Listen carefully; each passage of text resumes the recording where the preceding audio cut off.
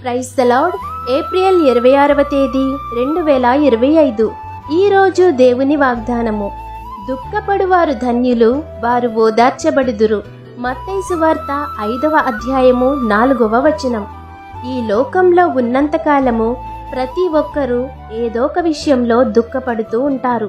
ఆ దుఃఖము మనుషుల ఎదుట కాకుండా దేవుని సన్నిధిలో కనపరచాలి.